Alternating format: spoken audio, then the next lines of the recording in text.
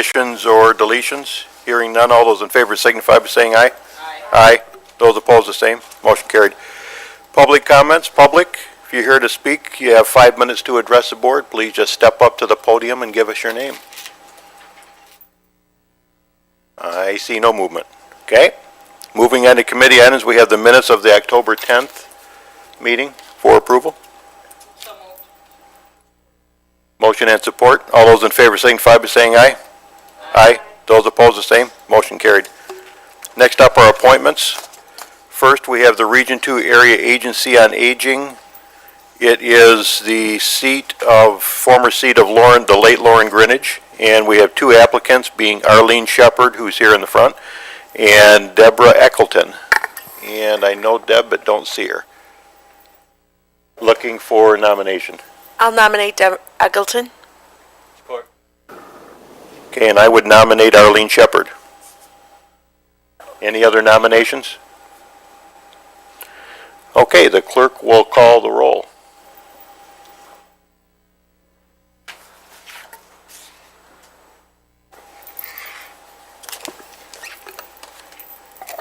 Commissioner Leitner, Shepard. Commissioner Alexander, Eggleton. Commissioner Placzek, Chairman Elwell. Shepard. And we appear to have a tie with our fifth member not here. I think that takes it to our board chair who gets to vote. Eccleton. Okay, Madam Clerk, appear to have 3 votes for Eccleton and 2 for Shepard. Okay. Deborah Eccleton's name will be forwarded onto the board for next Tuesday. Thank you, Arlene. Next up, we have the Farmland Preservation Committee. The current member is Kenneth Price, and he is the applicant. And the term expires 9 of 2019. I request that we move Ken Price's name to the full board, please. Support. Hearing no further nominations, all those in favor signify by saying aye. Aye. Aye. Those opposed, the same. Motion carried. Next up, we have the Department on Aging Advisory Council. There are 2 seats that are up. One of them is vacant, one is Tim Burns, and we have no applicants unless there's a nomination from the floor. Hearing none. Land Bank Authority, same situation. 1 construction representative. Kevin Cunningham's the current member. No applicants. Are there any nominations from the floor?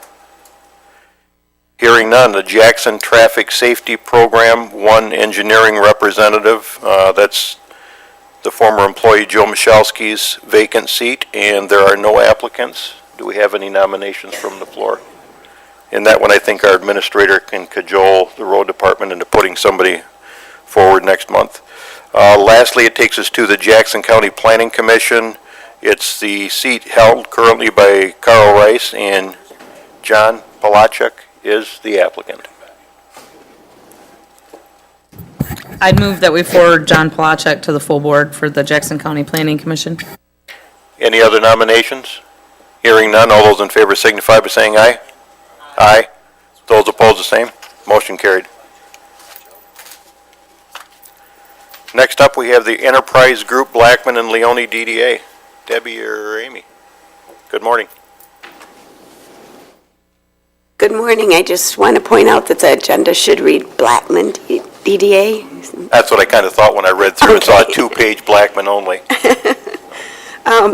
Excuse me, we did submit a report to you. We've got Please a lot stay of- where you're at. Pardon me? Please stay where you're at. It sounds like you're sick. Oh, I know. I'm trying not to touch. I am. There's a lot of hotel construction going on in the Blackman DDA. If you've been out there, you've seen the Home 2 Suites next to the Holiday Inn, and then construction on the new 2 hotels where the old Holiday Inn were located has been started also.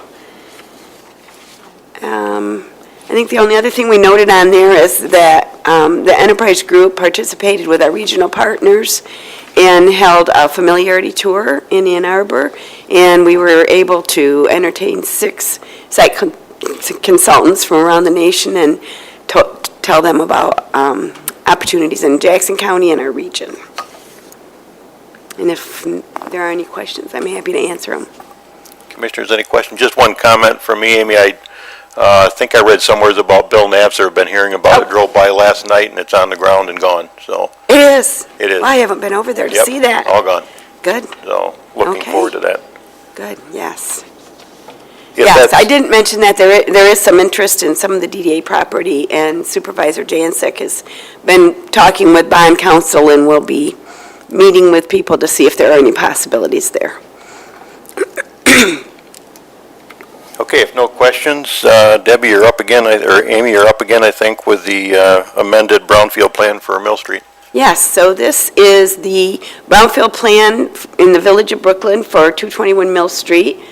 You'll recall that several years ago, a brownfield plan was adopted for the project that was called Next Gen Energy. That project failed. The brownfield plan had provided for the existing tax increment, which was right around $7,000 or $8,000, to go to the Village of Brooklyn to help them defray the costs of the DEQ loan that they got to do some environmental cleanup there. And now we have a new owner, a new developer, a new project called the Old Irish Mill, Dan Ross. And this brownfield plan has now gone through the Brownfield Authority and the Village of Brooklyn with approvals to recommend to the County Commission for approval on November 15th. So we're here today to recommend approval, and I'd be happy to try to answer any questions you may have. Still waiting for mine to pull up. I did read through it last night, but Okay. Commissioners, any questions of Amy? The amendment does allow for additional environmental costs associated with the project, and those additional activities are what can be reimbursed with the new tax increment that will result from the project. Okay. And Amy, the controller from Columbia did have some questions. I directed her to call you, that you'd probably have the answer she was looking for. I on do, it. yeah, I'm working with them on. Okay. Thank Very you. good. Commissioners, if no questions, we'd be looking for a motion to send it on to the full board. So moved. Motion and support, questions or comments? Hearing none, all those in favor signify by saying aye. Aye. Those opposed, the same. Motion carried. Thanks, Thank Amy. you very much. Next up is the JC Dot monthly report. Bob, looks like you're the man. Yeah, looks like I'm stuck. There was not a document attached to board docs, so late last night I emailed the administrator, and this morning I sent it all to all of you commissioners, the printed document via email. It should be added now. Is it? Okay. Basically, first thing is Fifth Street. Everything seems to be going pretty good there. We're starting to wrap that up, but there's still the trees in the little squares out there. I'm going to set up our crews to help work that out and get that taken care of. Bob, I did drive out there last night. It actually looked pretty good from the street, but one question, if I can interject it. Sure. And I think you see part of it in that first picture. The bricks on that building by the sidewalk that came down during the construction, are those Yes, being redone by us or the Yes, project? no, the contractor will do that. They still have those bricks, so they can try to Patch them back up? Okay. patch them back up and everything. But other than that, I think everything is looking pretty good out there. Like I said, we'll try to take care of those little squares so you can see that are open for the trees. And that should wrap most of that up. There's just a couple pictures there on the attachment with different views of the Fifth Street project. Let's see, working to prepare the designs and submittals for the federal aid projects for next year. Those are going to be Robinson Road, Spring Arbor to Kibbe. That's a mill and resurface, so that entire stretch will get redone.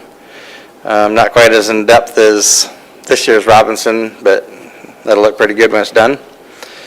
East Michigan under the railroad viaduct, that's again a mill and resurface. That's the last part, I believe, of East Michigan, and then that entire stretch will be completed. Berry Road, Rives Eaton Road to Lansing Ave, that's preventative maintenance chip and fog seal for next year. Then in that same area, Rives Eaton Road, Perrine to Lansing Ave is also a chip and fog.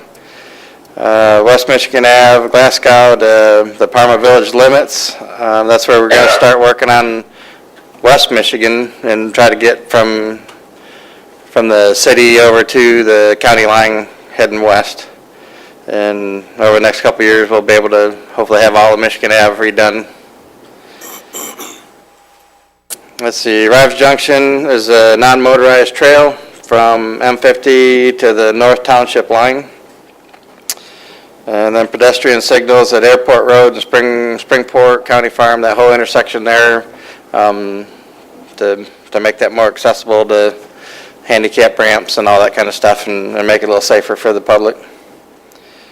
Coates Road is a reconstruction there with Lomar and Hanover Township. Lomar is partnering with the township and us to redo that one little stretch in front of their factory to handle their expansion that they're doing.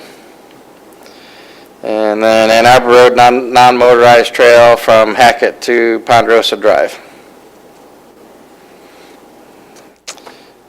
Some of the local townships are working with Spring Arbor to come up with a plan along with Parma for a 5-year plan for their roads. Just go ahead and Any entertain. questions?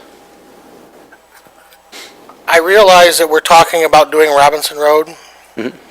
and the city has plans to redo Kibbe Road. And they're also talking about a roundabout at 4th Street. How far east will a person in Jackson County have to, and this is a story problem, so I want to know, how far east or west do I have to travel if I live on anywhere south of Horton and Weatherwax to get to the downtown, with all 3 of those interchanges being dug up this year? I would have to look that up. I would really Mhm. issue with the city.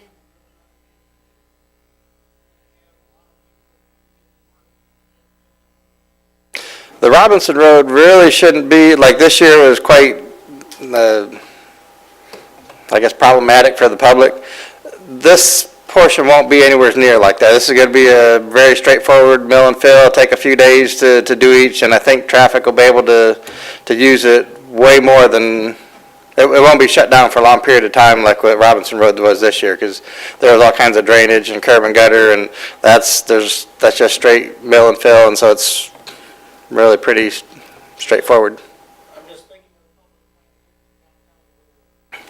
Yep. Yep, we can work with them. Okay. Yeah, Kibbe's really going to be the hiccup in all that, because that's going to, no matter what you do with Robinson, Kibbe's still going to be locked down if they're doing that. 3 months, 3 to 5 months. Yep. So that's really going to be the bottleneck. But Especially if you do 4th Street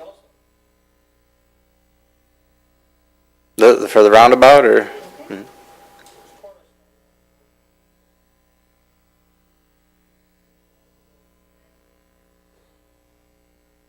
Probably tear Francis up.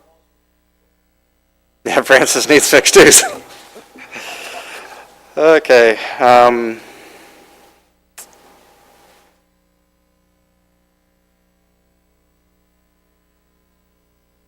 I guess other than that, we're just doing a few drainage issues. I'm putting together another bid package for culvert installations in 17. And then for operations, we got a few upcoming bids that are coming up, which are slag, a grader, 2 loaders, a skid steer, an excavator, a backhoe, and the builds for our new pickups. So those are all going to come along with different board docs here in the next couple months to get those all approved. But those were all part of the original bond that we'd.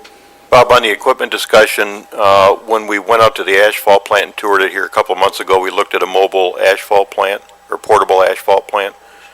Very small, not a plant really, but asphalt. Oh, machine. the reclaimer? Yeah, yeah. Is that something you're still looking at or not? Yes, actually, we had a second company just about a week or 2 ago bring in another one. It's kind of identical to it, just a different model, different type that Michigan Paving had also said you might want to look at this one too. And so they brought that one in. Had a little larger capacity, but didn't have some of the bells and whistles, so they each got their own good thing. But yes, that is definitely something that we're looking at, but it wasn't on the original bond, so we're going to have to bring that forward to maybe move some stuff around in that to do that. But yes, it's I think it's probably a very good piece of equipment to have. At least, doesn't really matter which one, but just one of the companies. Let's see, we're doing some tree trimming. We've actually added on a second contracted crew to help with doing the canopy work on the project roads for next year. The original crew is basically doing all our tree falling, so that we kind of gotten out of that and taking that hazard away from our guys. So they're handling, the original crew's handling all the tree falling, the second crew's working on canopy, and then we're going to put upwards of 3 crews of our own when, weather permits this winter, to do more of the canopy work on past projects that we haven't got finished up and the coming projects for next year. So trying to get a leg up on the canopy work. It's just a long, tedious process to do. We started getting salt. Actually, they were stacking it today. The county barns are full. MDOT will haul theirs in on their schedule, but they pay for that, and they have that brought in on their schedule. But as far as our county barns there at the Elm Garage, they're all full, and we're filling the outlying garages right now. Stockroom has completed its year-end inventory, so we're a little bit ahead of the game on that. Everything seemed to be pretty good. We've got 7 of the 14 new trucks that were authorized are done, built, here, ready to roll. And we expect in the next week and a half to have the rest of them. So by the 1st of December, we should have all 14 of those trucks sitting here ready to go in case winter maintenance. We do have 15 units that are down right now for any number of things. That everything from a blown engine, blown transmissions, to minor things that'll be knocked out. But I think there's only about 4 or 5 of them that are like what we consider hard broke, that we've got them down at D&K and Jackson Truck to get fixed right now. And hopefully they'll be back up here soon. All of our garages are prepping their fleets, taking off all the old equipment and adding the salters and the spreaders to get ready for the snow removal. And we're still continuing to auction off our old equipment, everything from old office furniture to old equipment that's getting replaced by this new stuff. As far as routine maintenance, we've got all of our graders out grading the gravel roads. They're in pretty rough shape right now with the weather we've had. They're pretty hard, so they're hard to cut. We've been trying to send plow trucks out to help them out, but that's really not helping at all because it's just too hard for them to cut. So the graders are going to have to do the job, and it's just going to take them a little bit longer to get around all the roads. But we are in the process of doing all that. We had our annual safety meeting last Thursday. I think everything went well. Got our training in that we needed. Got a few demos that the guys got to see. Had a pretty good day there. And then this past week we changed back to our winter hours. We're now back to Monday through Friday, 7 to 3. The office will be open 7 to 4. 8 to 4 for office hours. And so we're back on our regular shift for winter. We'll be there at least until probably April. Does anybody got any questions? Commissioners, any questions about? Sarah? This isn't on your report, but I'm just asking for an update, because you guys, communicate with each other with the state. I just would like an update on Deering Road. I saw on the paper that they are working on that, where it's shut down, and... For the railroad tracks? Yep. Okay. Yes, they are working on that, and I don't have an exact day, but I think they were out there just the other day starting to do the paving to get that tapered out to where it's not such a drastic drop, but they are working on that right now. I would have to say within a week or 2. So excuse me, I'm just going to ask you the question that often receive from individuals, constituents, and ask you how you would answer this if this question was directed at you. I love it. You're getting nervous. I love it. Okay, so here's the question. Individuals are frustrated because when they see these areas being worked on, it's a start and stop, and a stop, stop, stop, nothing. There's large periods of time in which no work is done. So when someone asks me why that is, in this case, what would your response be? There's a lot of different reasons for that. That particular one is actually driven by both MDOT and the MDOT Railroad, which the railroad pretty much takes priority over everything, and so they've got the call on anything in there right away. I mean, we can't do anything without their, even though it's our road going across it, we can't do anything in there right away without their approval and stuff. So as far as their starting and stopping, I really can't answer that one because I don't know why they took so long or why the stop. They do have a lot of rules and restrictions when it comes to the railroad just because of the magnitude of something were to happen wrong with the railroad. It can be catastrophic. That's not a minor car accident at that point. So they're pretty stringent on what they do, I guess, but I really can't answer as to why they've taken this long, as whether it's an engineering thing or I couldn't tell you. And even some of the bridges over I-94, some of those projects, again, just a long period of time as well. So obviously what I heard you to say with the first question here would be that you've got a lot of entities and organizations involved and collaborating with the schedules and the constraints. All those bridges over 94, again, are all MDOT's projects. They're in no way, they just kind of tell us, hey, we're closing your bridge. I understand that. So, again, they're on their schedule, their workers, they have different criteria for their contracts that the state has to meet. But, yeah, there's really not a rhyme or reason sometimes as to... And I think the frustration this last summer over all the roads, all of them over I-94, were that they were tackling all those projects at the same time. And it's near impossible. I mean, it was really a significant amount of time to get around any of that. I mean, even one time I got off the highway and I'm like, all right, I can't go where I want. And it was a good another half hour just backtracking to get back on the highway and then turn back around and go the next exit up to find that one was being worked on as well. And I think that's just the frustration of, and kind of similar to what Steve was saying, it's just the lack of, it appears to be the lack of communication of knowing what the big picture looks like, instead of just repairing one at a time. But it's probably cost effective to...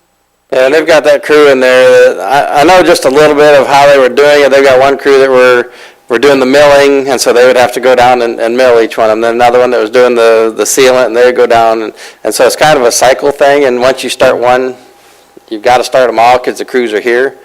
But again, those were MDOT projects, and actually they took us by surprise too on a lot of them, where all of a sudden we didn't have notification that they were going to do that either. So if we had something else scheduled in that area, that could have conflicted and probably did conflict, because we didn't even know that they were doing it until they actually started doing it. So we've talked to them a little bit here lately, and I think that's getting a little better. But Thank you. An explanation on the start and stop and start and stop. The different organizations involved first. Second, we have to come in and inspect, test, and make sure things are compressed properly and that we have the right materials and everything like that, because now we all have our contractor, who's the low bid, who is going to have the least number of bodies on site so he can be profitable, but also the most number of people to get it done in a timely manner so he can meet his budgetary goals. The other thing that comes into play with out here on Mechanic Street, changes in issues. You open something up and all of a sudden you become aware of more problems and more issues and more, and it starts snowballing. And then the other thing, you decide, like the state did with bridges, that in order to do it, we're going to bid them all at once. So then, like he said, you have the mill crew come through, and they mill all the bridges. Well, you own one mill, or two milling machines, and you do them all, but then you come back and you've only got one group of paving equipment or one group of seaming equipment, and they come through and do that, and it has to do with low bid.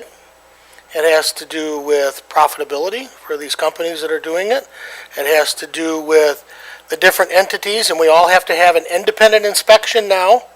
You know, we hired a brownfield consultant to stand between the county and the EPA to make sure that some different projects in the county were done in a timely manner. Well, each time you do that, those people have to come and inspect and make sure that the work's been done.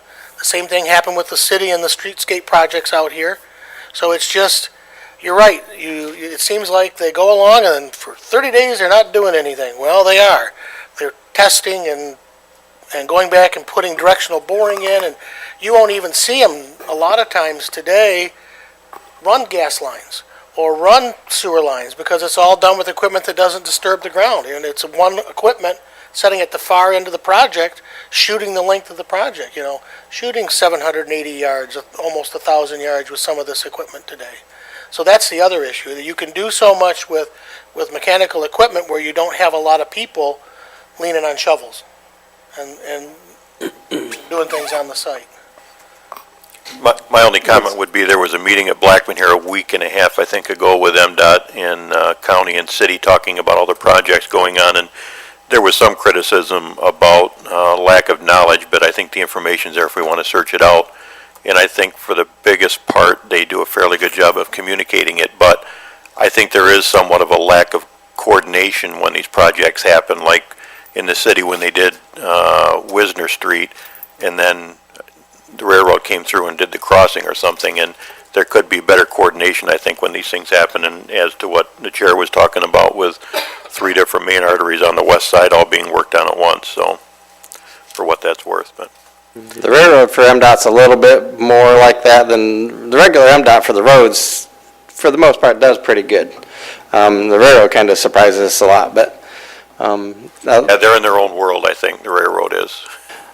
a little bit, maybe to expand on that, on your question, it's kind of like building a house. For months, all you see is studs, and no work's getting done. And then all of a sudden, siding and stuff goes, everything goes out and everything gets buttoned up. Well, a lot of work was happening through that whole time. People just don't see it. And it's because it looks the same to them, or they don't necessarily see a guy standing there when they went by. But a lot of work gets done in those times that then all of a sudden the finishing stuff gets done and, oh, they did work. Well, but they've actually been doing work the entire time. It just isn't readily available or seen to the public. But Okay, any other questions of Bob? Bob, is that the end of your report, I think? yes, it is. Yep. Any other questions? Hearing none, thank you. Thanks. Next up is the sheriff. Looks like Captain Bizard on the select vendor to provide civil service work for the sheriff's office.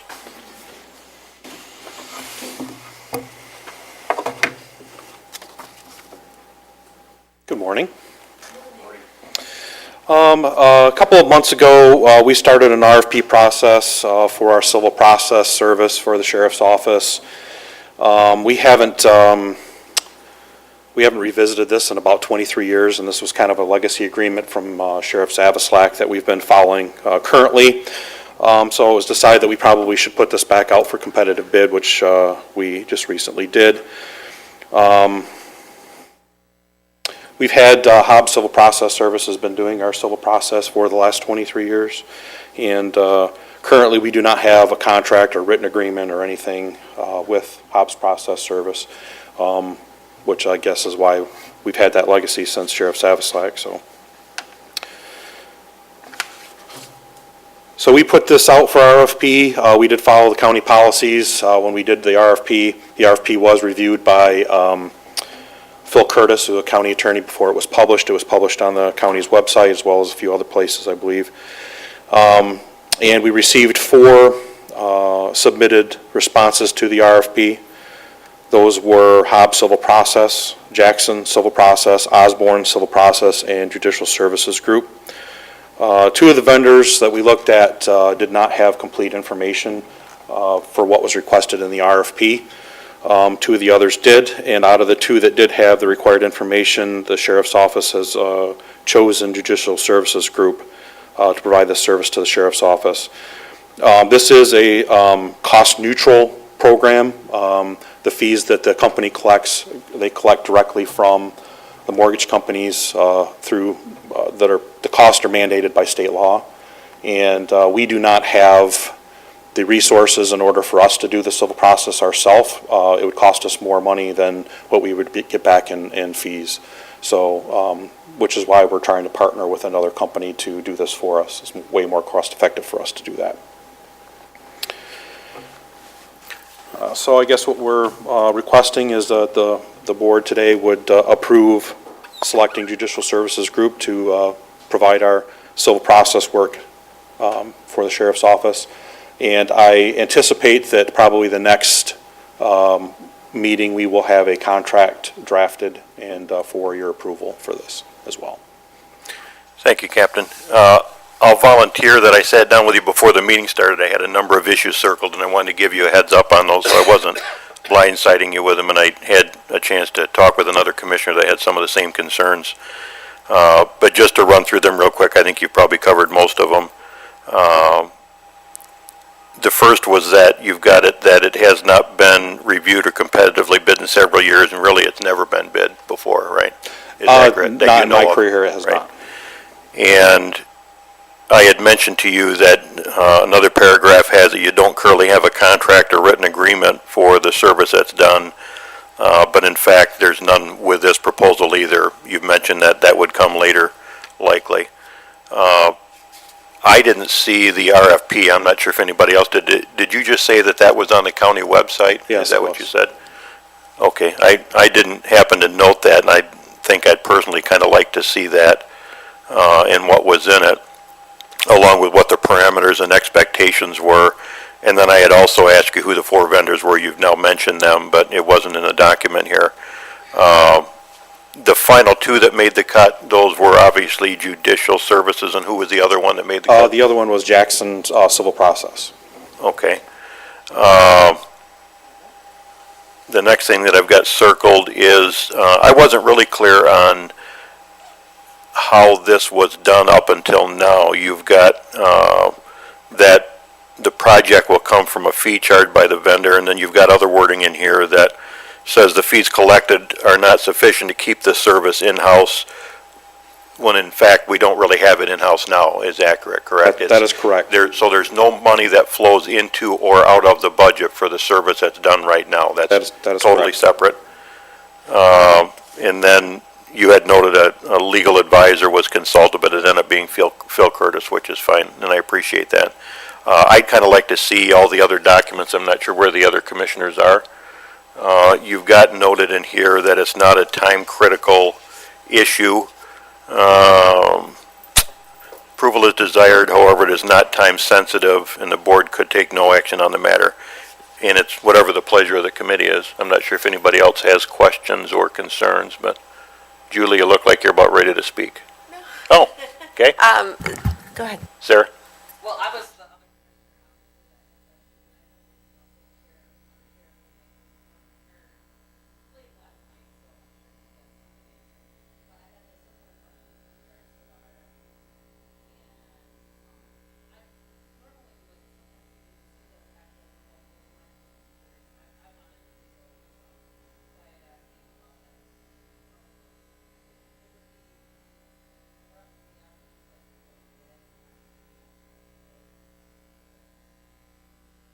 Well, I'm inclined to do that too, and we can simply delay it till next month by not acting on it. The sheriff or undersheriff or the captain can get those additional things to us. I think, Mike, do you have any issue with that, or?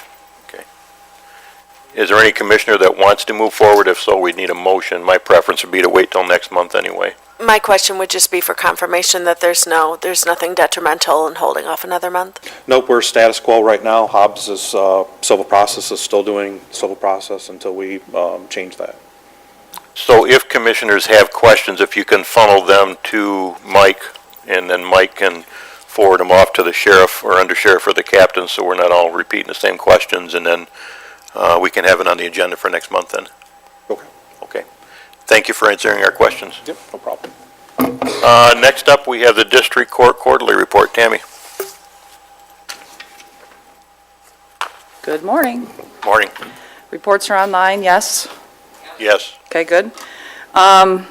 This quarter, nothing big or glaring to talk about. Revenue, we are right on target, or excuse me, expenses were right on target, revenue were down, which is conducive and falls right along with our caseload. Overall caseload is down about 686 cases at this point. The good thing for us is our collections is up about 109,000 from where we were at this time last year, so that's a good thing. We're continuing to collect. We're hoping that the last quarter will get a boost and be right where we should for revenue, but everything budget-wise looks good. Questions? Tammy, I've just got a couple, I think, and I did see that number of 109,000 that we're ahead, which is a very good thing. So I looked at the revenue and expenditure report for Jackson County, and I asked Mike. I mean, I couldn't figure out the answer to it, and he couldn't either, so I don't feel so bad. But he didn't have much time to look at it, I will say that. Tammy, the bottom line on that two-page report has net of revenues and expenditures at 19.85%. I guess I don't understand how we arrived at that. It's kind of a minor thing, but if above that you have total revenues at 67% and total expenditures at 73%. I think that's a Jim Latham question. We'll ask him at I think Personnel and that's a Jim Finance Latham then. question. We'll ask him at Personnel and Finance then. Yeah. And I didn't mean to throw Mike under the bus if that's the impression he gave, but, No, that was the same answer I gave her. well, when you said that, I said, well, Tammy's going to be here reporting, not Jim. Tammy, on the courthouse security report, it shows in 9 months, 9 guns not coming through, but apparently being stopped at security there.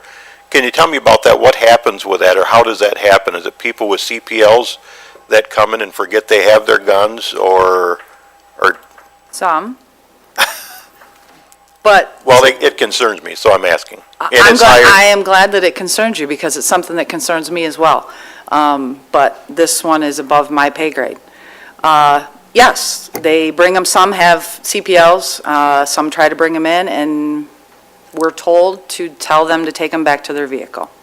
Well, are there reports done on each of those incidents then? I know Yes. it's a security firm, okay. Yes. Would it be possible for us to see those reports on what that was about or not? I mean, I'd kind of like to know more about it. And Probably. I think we probably could, but I'm glad you brought that up. Let me talk about this for a minute. Years ago, there used to be a committee called the Courthouse Security Committee. This was put together with, at that time, the court administrator, Mike Dillon. We had circuit court, we had prosecutor, we had county clerk, we had everybody in the building. We also had Rick Shealy, and they had this committee that came up with the rules. And we have a local administrative order that basically says no guns allowed, this is what needs to happen, and everyone's following this local administrative order. Well, over the course of the years, that committee just quit meeting. And I, within the last 2 months, have reenacted that and brought it back together. We've had one meeting so far. We have another one scheduled for this week so that we can look at that local administrative order, revisit it, and say, hey, listen, we're not following this now. We need to put together a new one. So right now, all of those questions are coming to the forefront. We're talking about that, talking about what we need to do to improve the security and the safety in the building. Do we allow guns in the building? Who's allowed to carry them in the building? Because right now, we have some that are, some that aren't. We're not following that local administrative order. And then the next thing is, what happens when someone does try to bring one in? So if they try to bring one in, do we just tell them to go back and take it to their car? Do we contact the sheriff's department? What do we do? Well, there's no report here that I see, so I'll say it, but that's bothersome to me, and I think that is a tragedy waiting to happen. And I guess I'd like to know about those 9 incidents. If they're all incidents where there are people with CPLs that came in that forgot, that's one thing, but what efforts do we make to determine what the particulars are? And if it's a situation of somebody without a CPL tries to bring a gun in and gets stopped, do we call and make a report with the police on it, or what? I think I'd like to know those things. I'm not sure about the rest of the committee, but I'd rather have those discussions now than, the day after some tragedy happens. I So- agree 100%. So if you can follow up with us, I guess, Sarah. I just have another question on the security report, because I looked at it last night too.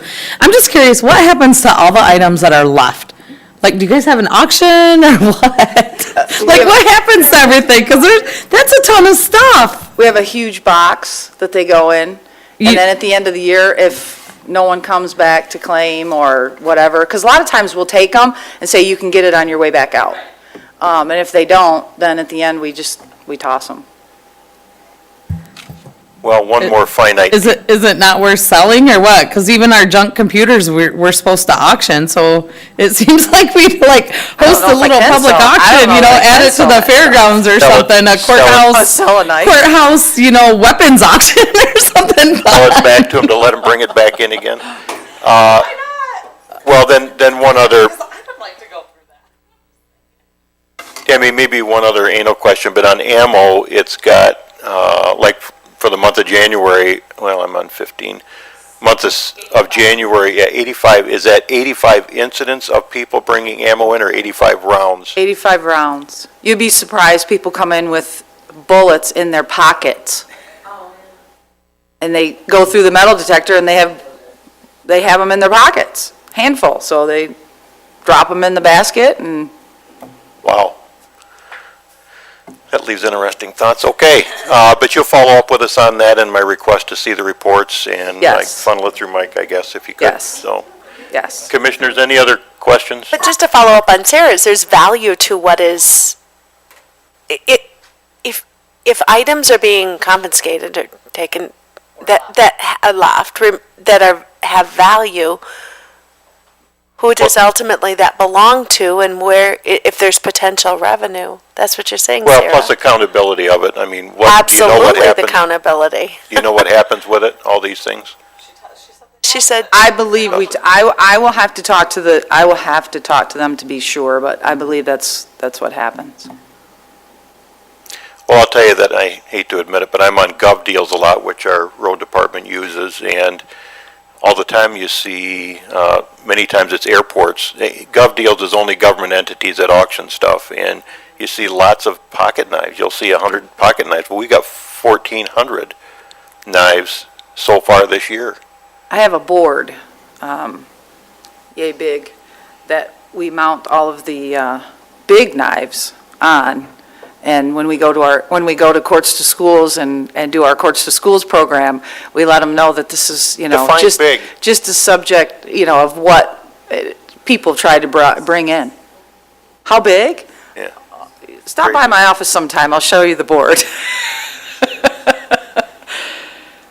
Well, I hate to even ask this question. Do we think it's just people forgetting they have that on them, or do you, most times, you I think? believe so. I believe it's Yeah, well, all those 90%, things- 90% of the time they forget they have them. Ladies have pocket knives in their purses and they forget they're there and things of that nature. Well, go ahead, Steve. I'm looking at this.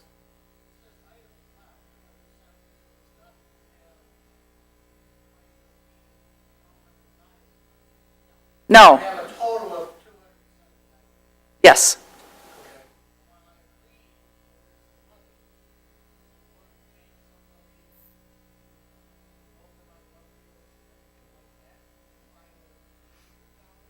Probably not. I would be more concerned about the accountability of it than necessarily the revenue from it, but How's this? I'll do an inventory of what is there now and send you an email or something and let you know what is in there.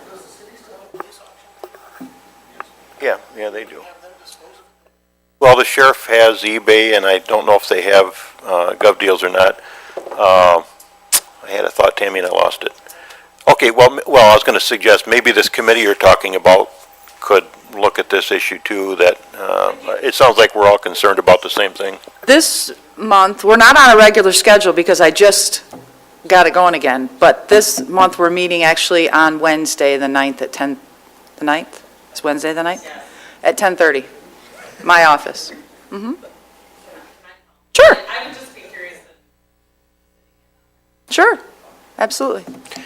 And as I sit here, I think about the incident, was it this past year in Branch County where Berrien? Berrien County shooting happened at the courthouse, and I don't want to see that here. Nobody does, I'm sure, so, There were several things that went wrong with that. right. That it wasn't brought in to the courthouse. That's the key. The weapon belonged to the officer. But And he was, potentially, and the guy was cuffed in front. but potentially knowing there's this many guns that have been brought to the front door, I mean, it could easily happen even inadvertently if they got through, of course, they can't get through the metal detector probably with a gun, but, Well, and this is a topic that is sensitive to lots and on both sides, because I have employees that want to carry in the courthouse. Because the question becomes, if none of the employees are armed and you have a shooter that comes to the front door, takes out the guards at the front door, they're in, and there's no one in the building to protect us. There's no one there's no other guns in the building. well, if So- there's so a you police have- officer there for court or whatever, which could potentially. Maybe, Right, maybe not. maybe. Right. So, that's kind of what we're dealing with, and so I have both sides of this security committee that, some want to revoke the no guns in the courthouse and have only certain ones can carry type. Well, you know what we did here for county policy for all the buildings under our control. So, and I probably would be supportive of that. That's not our call. That's up to the chief circuit court judge, so. Okay, any other questions of Tammy? Thank you. I'm going to delete that report next time. I'm kidding. Parks, approval of an MDR official project agreement resolution for the intercity connector trail project grant. Jeff. Good morning. Take two, good morning. You all, I put together a staff report and you all approved the project agreement from the county's perspective with Department of Natural Resources back in May. I guess from there, when we submitted it, it sat on somebody's desk for a while, and we were notified in October that we had not complied because we had not used the official MDR state resolution form and language. So this is a request to do it over. So you'll see in the attachments with the blanks in it, but the clerk will have to put in the nays and the yeas and all of the official things, but it has 5 items that are all pretty mundane. It just says we'll comply with what it is you approved in May, which is the project agreement and all of its terms. But it says it in a very specific language, so that's before you. I do want to note that the $93,500 of local match, $43,000 of that is county money, and the other 50 is actually private contributions that have been made to the project from local sources that sets in the Jackson Community Foundation, awaiting our request to have it transferred to the county. So anyways, that's what's going on, and simply need you to bless their language, and then we'll resubmit the project agreement. Okay, so we're looking for a motion to send this on to the full board. Does anybody have any questions before that of Jeff? And if not, we'd be looking for a motion. Motion and support. All those in favor signify by saying aye. Aye. Those opposed, the same. Motion carried. Thanks, Jeff. Takes us down to claims. Anybody want to pay the bills? There support? Motion and support. All those in favor signify by saying aye. Aye. Those opposed, the same. Other minutes in the December reporting schedule there. It takes us back to public comments. Public, if you have a comment to give us, please feel free. You have 3 minutes. Seeing no public comments. Committee member comments. Hearing none. We're adjourned. Thank you.